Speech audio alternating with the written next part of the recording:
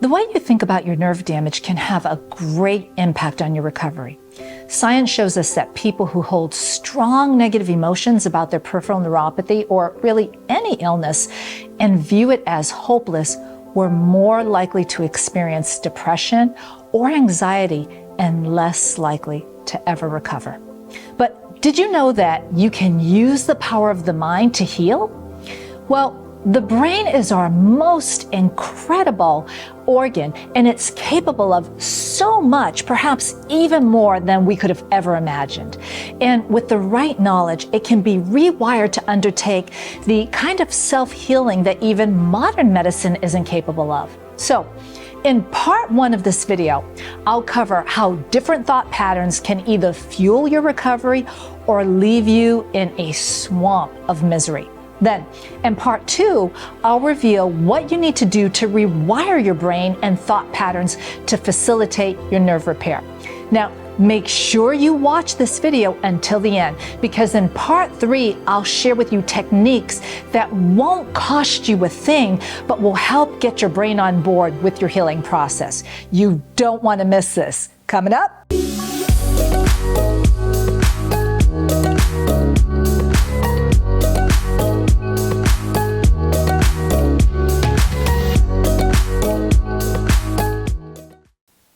Hey gang, Dr. Valerie Monteiro here.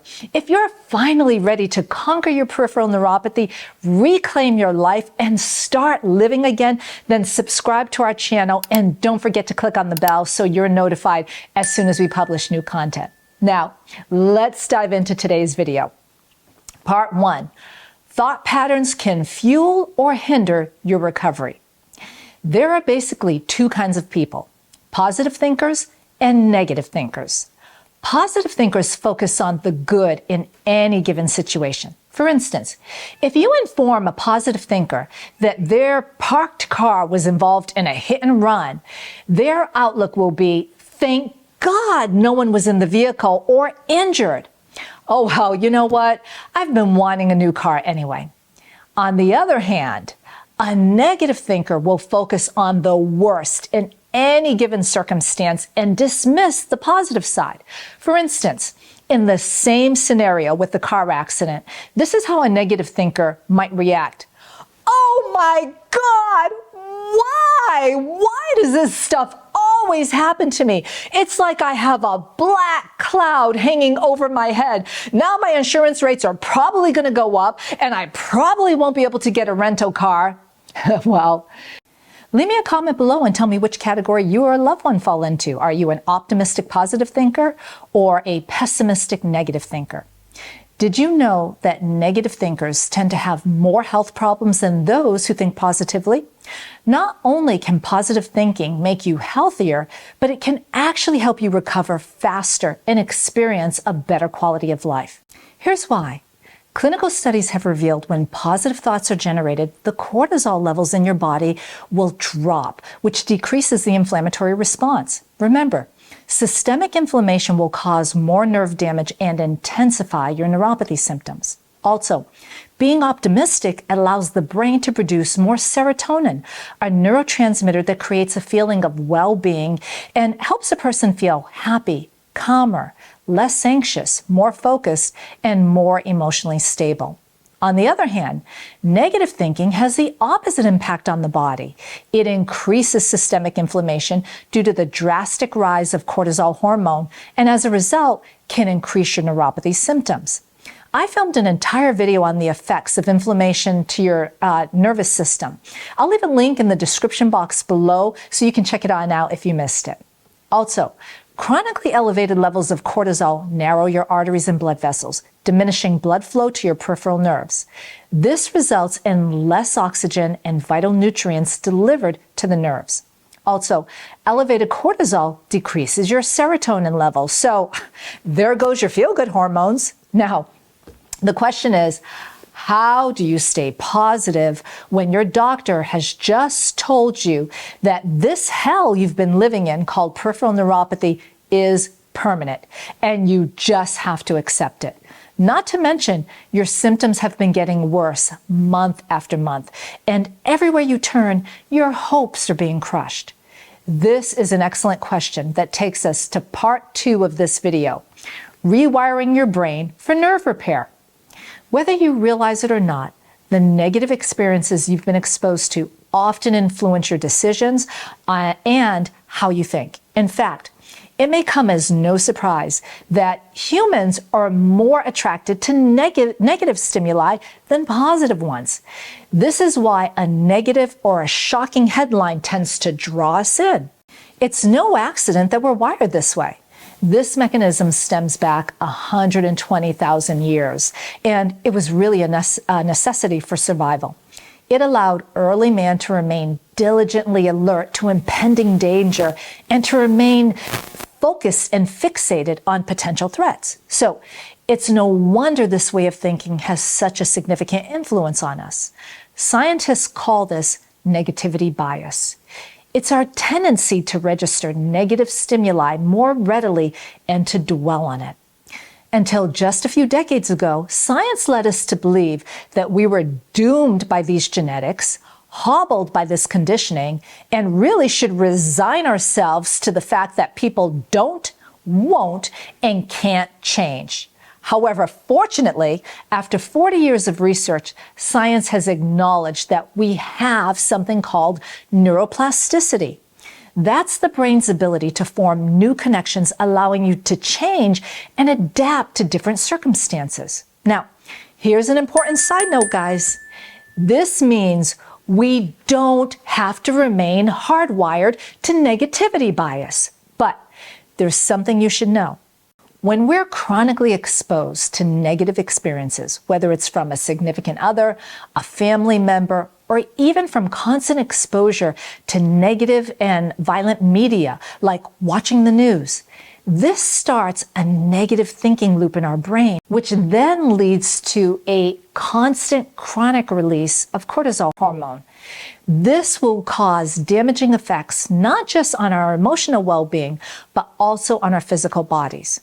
Now, I can tell you from experience, once I do an initial consult with a peripheral neuropathy patient, Dr. Coppola and I can always determine who's going to do great right out of the gate and respond quickly versus who will experience a huge uphill battle simply based on the person's outlook to their condition. When a patient meets us, they all have the same experience and they go through the same types of emotions. They're frightened, they're doubtful, and usually skeptical. This is common. However, after meeting with them, if this person becomes hopeful and committed to their outcome, meaning they'll say things like, okay, doc, just tell me what I need to do and I'll do it. Well, we know this person is going to do great. However, some people are determined to hold on to their doubt and their skepticism, and they say things like, well, I don't really believe any of this is going to work, but my husband or my wife is making me do this. Or they may say, oh yeah, okay, good luck with turning this one around, doc. No one else has been successful with this, but hell, go ahead, you give it a shot. Well, when someone speaks like this, well, we know this person has subconsciously already set their healing up for failure, making this an immense uphill journey. Because not only now do we have to focus on repairing the damaged nerves, but we also have to work on getting them to rewire their brain. Now, to break the habit of this negative thinking loop and to get on the pathway for positive thinking, there are several techniques that you must engage in. Think of these as tools in your toolbox that'll help you really curb your negative thoughts and allow an abundance of positive thoughts to naturally flow in. This now takes us to part 3, techniques to get your brain on board with your healing. First, it's important to understand how your conscious mind and your subconscious mind influence your ability to heal. Your conscious mind has free will and chooses what it allows into the subconscious mind. Your subconscious mind will usher in the thoughts from your conscious mind and automatically accept them as a truth. Now, get ready for an important side note, guys. Consciously, we can choose or block something out. However, If we choose to listen to it directly or indirectly, like listening to commercials on TV while you're doing something else around the house, well, these thoughts will automatically be downloaded to the subconscious mind and then hardwired or programmed in as your truth. Once your subconscious mind is programmed, it will manifest whatever you programmed into it as your reality. For instance, you may say, I want to recover from peripheral neuropathy. I want to be healthy. I want to lose weight. However, if over the last 5 or 10 years you already programmed your mind contrary to these desires, then you'll be trying to override a software program that's been hardwired and cemented in. So if you bought into the fact that peripheral neuropathy is permanent and you'll have this for the rest of your life, your subconscious mind will manifest this and make it your reality, regardless of what you do at this point. Now, get ready for another important side note, guys. So it's imperative that you reprogram the conscious mind to get your subconscious to manifest what you really want. And that's healing your nerves. In order to successfully do this, there are several things you have to do. So right now, I want you to pause this video and go get a pad and pen and take these notes down. Okay, are you ready? These notes are going to change your healing journey for the better. Okay, let's get started with the 8 steps you're going to need to rewiring your subconscious mind for your healing. Step number 1, intent. Be clear on what you want. You want a life where you're healed from peripheral neuropathy. Focus on it and visualize what your life will look like when you're neuropathy free. Make the decision that you're not willing to settle for anything less than total recovery. Step number 2, let go of fear. Most fears are imagined and irrational. Don't allow fear to stand in your way because it will be the largest limiting reagent in your recovery. Commit to your goal and let it drive you forward by adopting empowering beliefs. I'm going to show you how to do this in step number 7. Step number 3, commit to a solution. Decide firmly on a course of action and don't waver. Follow it through regardless of its challenges, and there most certainly will be challenges. For instance, you may grow impatient and get frustrated because you're not getting the results fast enough. So you begin to waver and you contemplate quitting. Well, before you do this, simply ask yourself, what are my options if I abandon this road? Most of the time, there is no other option or plan B, and it simply should not be acceptable to give up and do nothing. Stay committed on your path. Step number 4, focus on gratitude. Life is based on the flow of energy. This isn't a new age way of thinking. This is pure science. In fact, it's quantum physics, which is the study of matter and energy at its most fundamental level. It's a proven fact that what you focus on is what you'll attract into your life. If you focus on the fact that doctors have told you that you won't heal, guess what? Your subconscious will manifest this in your real life. Nerves that simply don't heal. So, as difficult as it may be when you're in pain, it's imperative to focus on what you're grateful for. Maybe it's your loving spouse who stands by your side, or your children, or your grandchildren. Maybe you're grateful for your beautiful, sun-filled day you're experiencing. Maybe you're grateful for your beautiful fur baby that gives you unconditional love. Or maybe it's simply for finding this video. You can find gratitude in the smallest things despite your pain and symptoms. When you're focused on gratitude, science shows us that really rewires your brain by boosting both serotonin and dopamine levels, which produce a sense of pleasure and well-being. So start every morning when you first wake up by reciting 5 things that you're grateful for despite your pain or your symptoms. This is a critical exercise to help rewire your brain for positive thoughts and positive expectations. Step number 5, limit negative influences.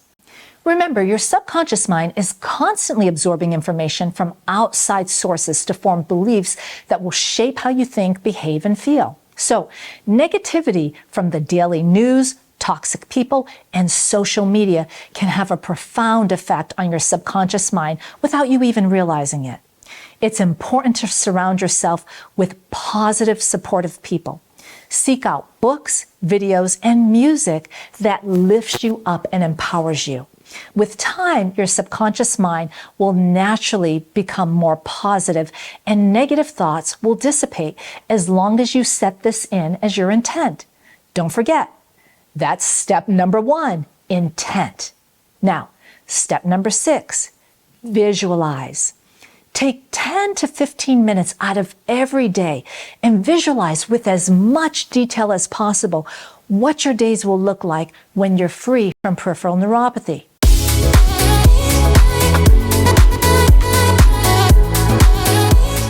What is it that you haven't been able to do since your neuropathy progressed? Is it gardening or having the entire family over for a barbecue? Do you miss running, hiking, walking your dog, camping, or traveling? Whatever it is, simply visualize yourself in the present moment and not a past memory. This is important because conjuring up a past memory will not rewire your subconscious mind. So picture yourself right now, today, going out fishing, gardening, walking the dog, or whatever makes you happy, and picture it in vivid detail. If it's gardening, what plants are you going to pick out? What supplies will you need? See yourself in the garden bed planting these flowers. Picture them blooming while you're standing over them, just admiring them. How do you feel? Do you feel joy, pride, gratitude? Feel those emotions and really just sit back and bathe in the thought of all this. Now, step number 7. Say daily affirmations. Affirmations are positive phrases or statements that challenges negative or unhelpful thoughts. When you replace one thought, idea, or behavior with another, and you focus your attention on it and constantly persist, then eventually the new thought, idea, or behavior will drown out the old one.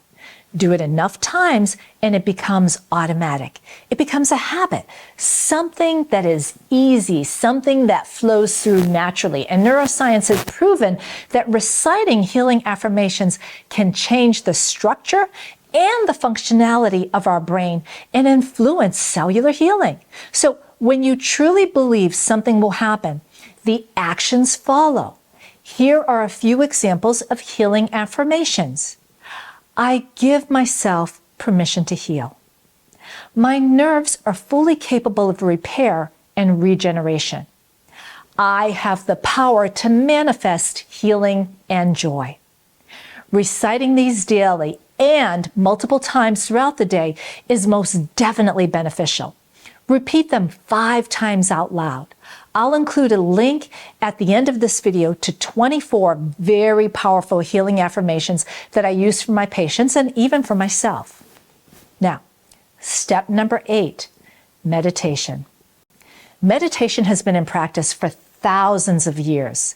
Studies have proven it can speed up the healing process of an illness and reduce pain and symptoms. After meditating, stress and tension are alleviated and your body will be in a relaxed state. This allows your inflammation to decrease, your blood pressure will decrease, and your immune system will become stronger. For anyone that's never meditated before, or for people that have difficulty quieting their thoughts, I always recommend starting with guided meditations because it's natural for the mind to wander. In a guided meditation, a person's voice will walk you through visual imagery or certain breathing exercises, making it easier for a person to stay focused and relax. Don't worry, I'll include a few links to some guided meditations that I use for myself and I recommend for my patients as well that are really quite effective. Always choose the one that resonates with you, meaning you feel the most comfortable with it. Don't worry if all you can do is 5 minutes, that's great. You can do that a couple of times a day if you like.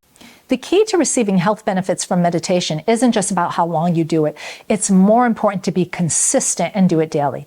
If all you can do is 5 minutes right now, you'll find within daily practice, you'll easily graduate from 5 minutes to 10 minutes and so on. So the key is just get started. Well, that's it for now, gang. Please be kind and gentle with yourselves. If you tend to have a negative outlook, don't be hard on yourself because you haven't become an overnight optimist. By incorporating daily positive self-talk and practicing some of the skills listed in this video, in time, your views will naturally flow with more positivity. Developing a more positive outlook might be the missing key you've been looking for in your healing journey. Thanks again for watching. If you're enjoying our videos, the best way you can support us is by liking this video and sharing it with others. This helps neuropathy sufferers know there's hope and they're not alone. Also, don't forget to subscribe to our channel and click on the bell to get notified as soon as we release new videos. Until next time, my friends, I look forward to seeing you on the road to great nerve health. Blessings. The cortisol levels in your body will drop, which decreases the inflammatory response. Right, Jazz? Weren't you just telling Mom that the other day? You come over here. Come on. Good girl. Good girl. All right, you ready to get to work? People are waiting for us.